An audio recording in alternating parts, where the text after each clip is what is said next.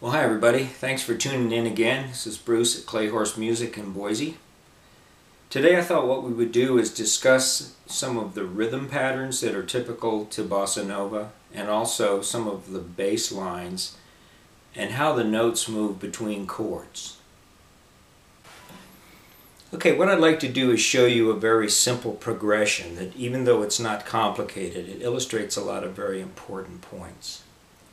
This chord progression, let me just play it for you first. It's 3 notes per chord instead of 4. We're just going to simplify it down to 3 notes. They're going to go like this.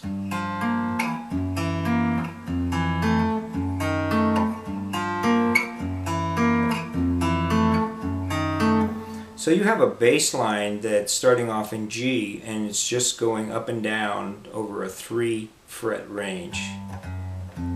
Like that. So your walking bass line or your root note is just doing that.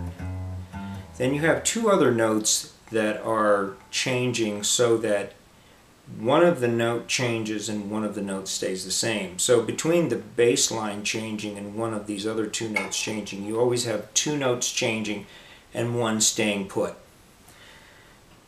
The way we want to play this, because it's important that we always have a finger available for the next position, is to root the chord with the 2nd finger on the 3rd fret, the 6th string.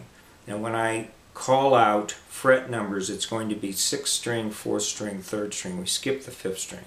So the first chord is going to be 3, 3, 3. The second chord is going to be 2, 2, 3. The third chord is going to be 1, 2, 2. And the last chord is 2, 1, 2. And if you worked your fingerings out correctly, you will have your first finger free on the first chord and the second chord. So you easily slide these 2 fingers down to the next position. Now we want to go to the 1st fret of the root note and we free up this finger. And then we go back to the 2nd fret of the root note and we free up our ring finger. It might look a little funny, but when you do it, it actually works out really nice like that. So go through this a couple of times because we're going to show some different rhythmic variations of this simple progression. I think that will help you quite a bit with your right hand. Just simply go through these chords a couple of times.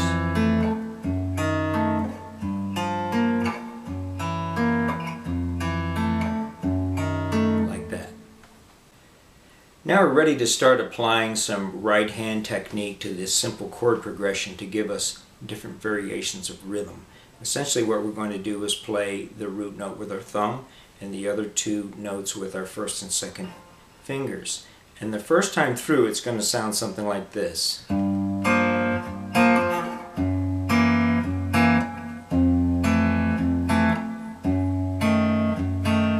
Okay, so I'm going to start the rhythm section and just see if you can play along with me.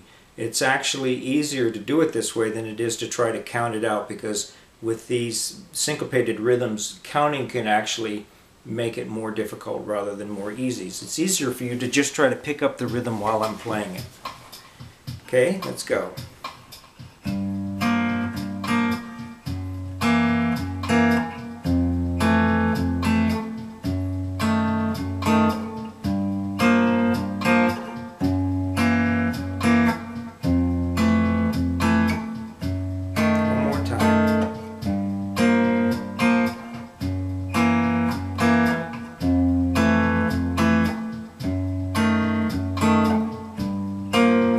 Good. Okay. Now you'll notice in that rhythm pattern what we did is we took the arpeggio that we used to learn the chords and we just moved it up to the root note. A little bit of muting there, which helps a lot. We let the root note ring and we muted the upper strings just simply by lifting our fingers off. Again, if you listen to something and you hear the way it sounds, the fastest way to learn is to just copy it and try to make the same sound. So now what we're going to do is, instead of leading with the root note, we're going to pinch the chord. We're going to play all three notes at the same time, like that. And then we're going to play just the upper two notes. So it's going to go like this.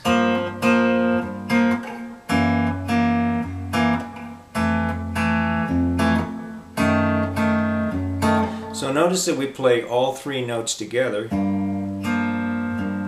and then we play more like we did the first time, where you have the root note and then the upper notes, but we play all three together at first.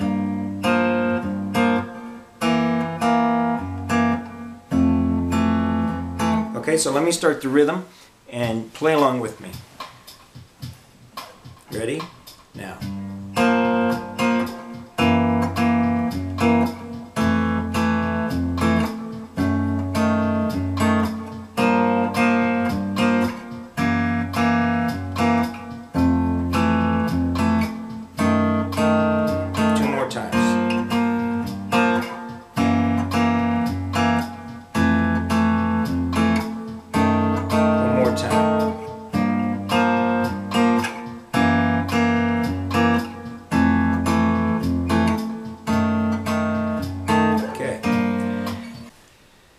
Now what we're going to do is we're going to play a pattern similar to the first pattern we played, where we hit the root note first and then the upper two notes together like that, except that we're going to make the upper two notes a little bit more interesting by doubling the beat. It's going to sound like this.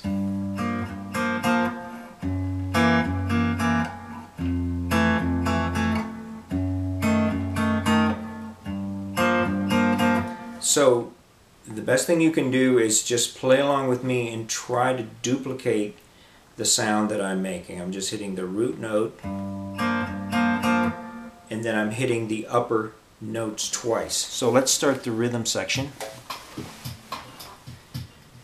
3, 4.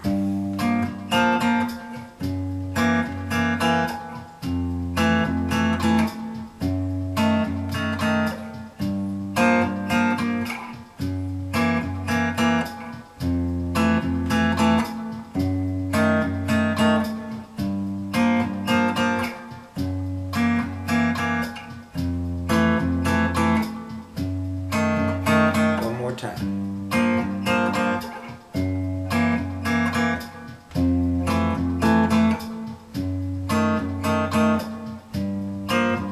Good. All right.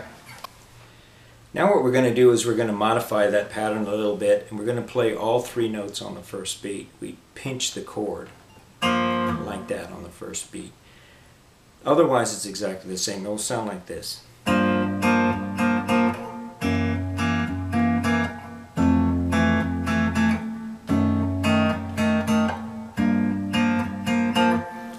So we're using kind of a staccato muting pattern on the upper two notes while we're allowing the root note to ring. So let's play that 4 times. 1, 2, 3, 4.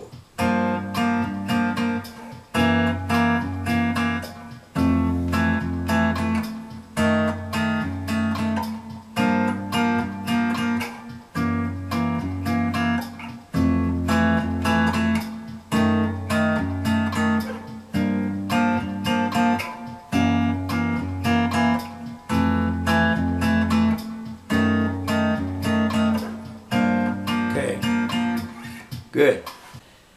The last step we're going to take this is we're going to introduce something called anticipation. Anticipation is when you change the chords a little bit in advance of the first beat of the next measure, typically a 16th note early. So if we take the chord progression that we just played, the pattern that we just played, so we have 1, 2, 3, 4, 1, 2, 3, 4, like that. If we change a little bit early, we'll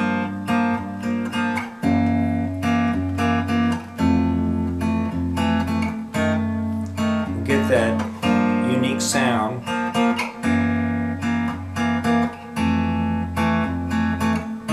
So that's what we're going to practice now.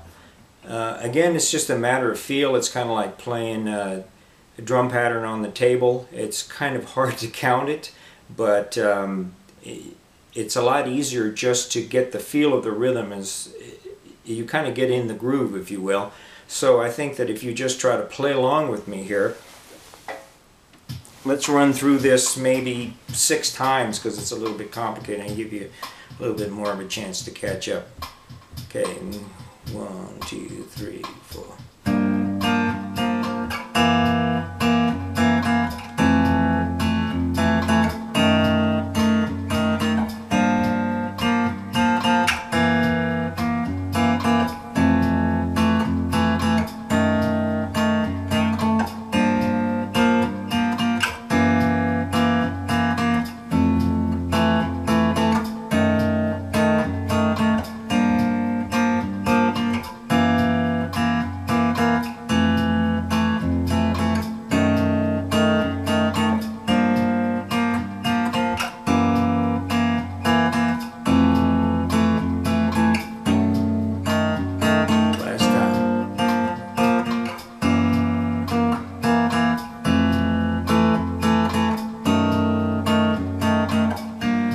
Good. All right. Those 3-note chords that we've been working with were ideal for illustrating some of the points that we were discussing.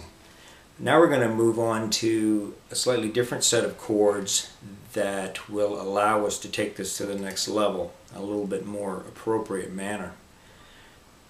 We're going to play something that sounds like this.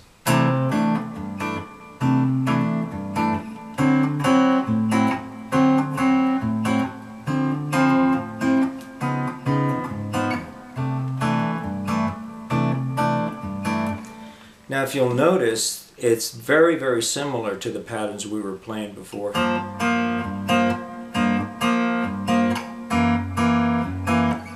We were playing it. Same thing, really.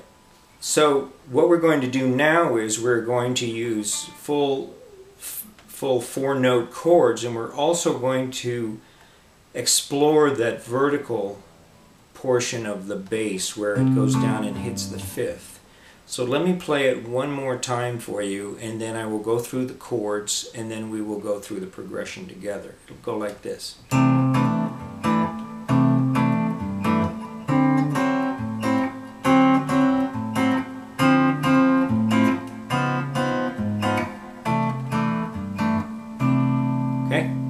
First, let's go over these chords. These are very useful chords. They're actually used directly. This sequence of chords is used for a song called O Pato by Antonio Carlos Jobim, and in the middle of a lot of other songs. But it starts off with a C 6-9. It's usually indicated by like 6 divided by 9. And the way we make that is we root it on the 5th string, 3rd fret, with our 2nd finger. So it's 3rd fret, 2nd fret, 2nd fret, 3rd fret. If you watch the Girl from Ipanema series, then you're going to be very familiar with this. Okay, so 3rd fret, 2nd fret, 2nd fret, 3rd fret, and the middle notes are a bar with your 1st finger. The 2nd chord is a D9, which is again rooted on the 5th string, 5th fret with your 2nd finger. So it goes 5, 4, 5, 5. Then we go to a D minor 9th by simply sliding your 1st finger down 1 fret to the 3rd fret. So we have 5, 3, 5, 5. Then, following some of the concepts we talked about earlier, we keep this finger where it is, the 1st finger, and slide everything else down around it. That now is simply a D flat 9th, and now we're back to our C 6-9. So let's go through these chords slowly. C 6-9, D9, D minor 9, D flat 9, C 6-9. Okay, so stop the video and practice those a couple of times so that you'll be familiar with them. So now for the first time what we're going to do is we're going to rotate the bass between the root note and its 5th. So this becomes the bass line basically. So if you play the C 6-9 with the rooted on its actual root note, which is a C, then come down and play the G. Then if you play the D9, you come down and hit the A, hit the D, A. And then even when you move this finger down to the minor ninth, you're still playing these two notes. Might feel like a little bit of a stretch to you, but try to get used to that chord. That's a very useful chord.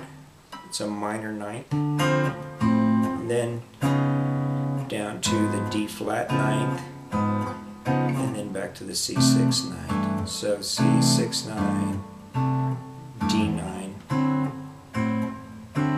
D minor ninth, D flat ninth, D6 ninth. Like that. Let's pull it all together now, just working in the C6 9 chord. Let's put the rotating bass part together with the rest of the chord. Play it something like this.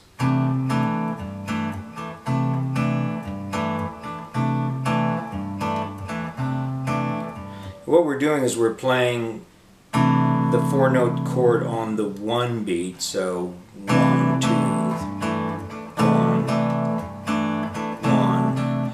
And the rest of the time we're just playing the higher notes in the chord and rotating the bass. So 1, 1.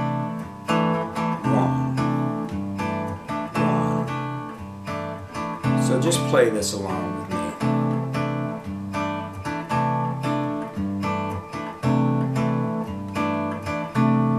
Okay? Now let's play that same pattern through the whole chord progression like this.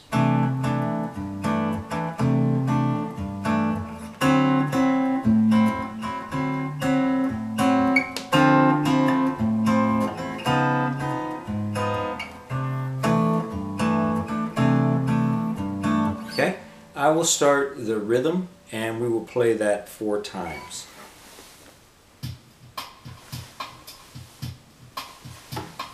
That's a little bit slower, but that's okay. 2, 3, 4, and...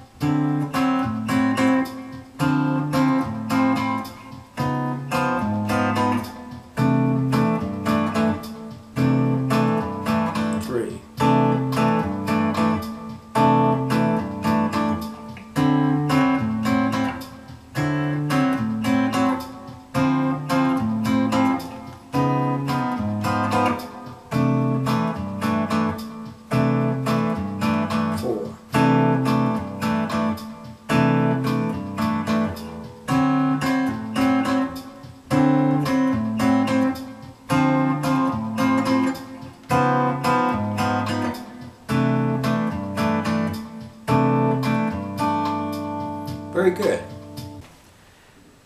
So as usual, we have covered a lot of ground in this video, and don't ever hesitate to just cherry pick bits and pieces of a video like this and use whatever parts of it that you find useful for your own playing. So I hope that you've learned something, and I hope you've enjoyed it, and I will see you in the next video. You have a good day.